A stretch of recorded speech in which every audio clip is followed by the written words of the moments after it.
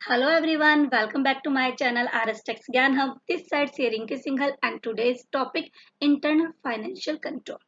Friends आज हम discuss करने जा रहे हैं कि इंटरनल फाइनेंशियल कंट्रोल क्या है and internal financial control over reporting क्या है और इनकी एप्लीकेबिलिटी कहाँ कहाँ है। तो यही सब आज हम डिस्कस करने जा रहे हैं। तो स्टार्ट करते हैं। सबसे पहले हम देखते हैं कि इंटरनल फाइनेंशियल कंट्रोल होते क्या हैं। तो यदि आप स्क्रीन पर देख पा रहे होंगे, मैंने साथ में शो भी किया हुआ है, जो मैंने थोड़ा सा वर्किंग की है कि आप लोग इसको इजीली समझ पाए और मेमोराइज कर पाए। तो वो आपको स्क्रीन पर शो हो रहा होगा। तो सेक्शन 134 सब सेक्शन 5 सब क्लोज ई के अकॉर्डिंग इसकी डेफिनेशन है किसकी, आईएफसी की। तो इंटरनल फाइनेंशियल कंट्रोल क्या है? कुछ भी नहीं है, कुछ भी नहीं है। क्या कुछ भी नहीं है?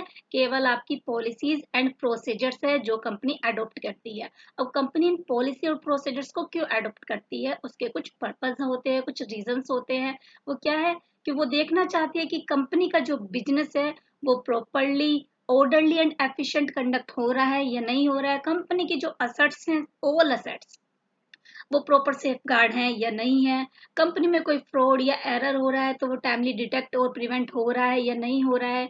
या फिर कंपनी के जो रिकॉर्ड्स हैं वो एक्यूरेट है और कंप्लीट है, प्लस कंपनी की जो फाइनेंशियल इंफॉर्मेशन है वो टाइमली और रियल आपको मिल पाए। इन सभी पर्पस को पूरा करने के लिए कंपनी क्या अडॉप्ट करती है? कुछ पॉलिसीज एंड कुछ procedures, that is called IFC, right. अब आईएफसी के तो हमने समझ लिया। अब आईएफसी के अंदर हमें समझना है इंटरनल फाइनेंशियल कंट्रोल्स क्या होता है। ये समझने के लिए इसी डेफिनेशन को मैंने 3 पार्ट में डिवाइड किया है।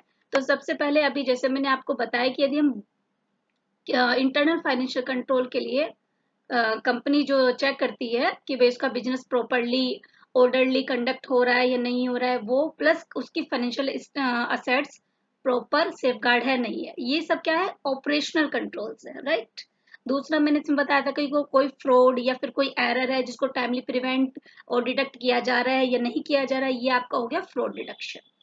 अब थर्ड बचा कि हमारी जो अकाउंटिंग रिकॉर्ड्स हैं वो एक्यूरेट है और कंप्लीट है, प्लस फाइनेंशियल इंफॉर्मेशन है वो रिलायबल हो और टाइमली मिल जाए। ठीक है, तो ये दोनों जो पार्ट्स है यही आपका क्या होगा?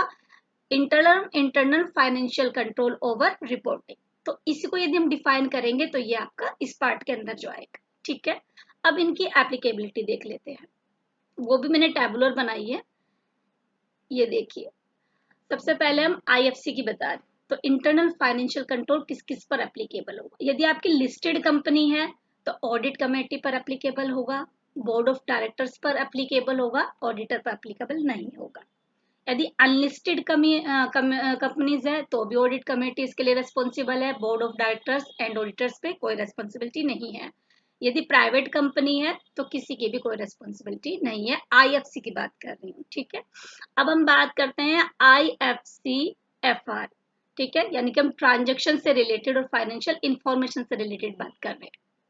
तो चाहे लिस्टेड कंपनी हो या अनलिस्टेड कंपनी हो, ऑडिट कमेटी पे भी रेस्पॉन्सिबिलिटी होती है, बोर्ड ऑफ डायरेक्टर्स पे भी रेस्पॉन्सिबिलिटी होती है और ऑडिटर्स पे भी रेस्पॉन्सिबिलिटी होती है। अब यदि प्राइवेट कंपनी हो तो ऑडिट कमेटी नहीं, board of directors yes, and auditors yes, subject to auditor की रेस्पॉन्सिबिलिटी होती है कुछ कंडीशन के साथ। उसमें क्या है? उनकी टर्नओवर प्लस उनकी बोरोइंग की लिमिट दी हुई है कि टर्नओवर 50 एंड बोरोइंग 25।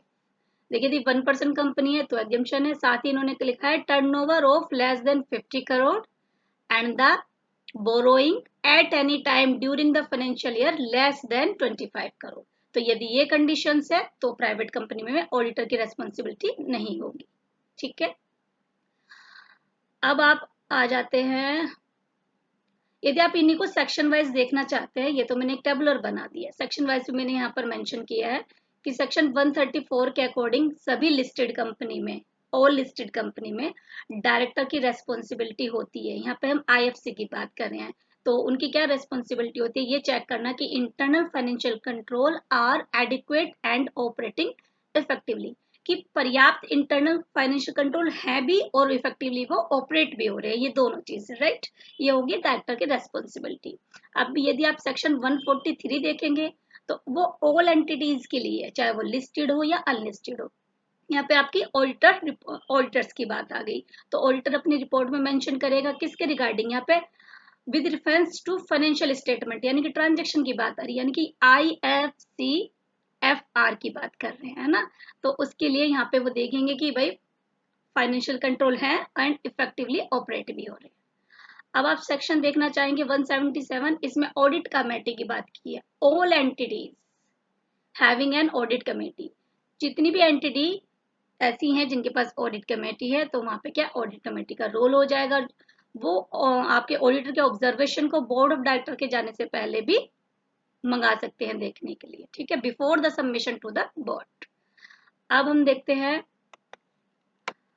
शेड्यूल 4 में भी देखें, all entities having independent director, ऐसी एंटिटी जहां पर इंडिपेंडेंट डायरेक्टर्स है, तो वहां पे क्या करना होगा, इंडिपेंडेंट डायरेक्टर को इंश्योर करना होगा कि financial control and system of risk management are robust and defensible. तो उसको क्या चेक करना होगा कि फाइनेंशियल कंट्रोल है वो कैसा है, स्ट्रोंग है आपका और डिफेंसिबल है, राइट।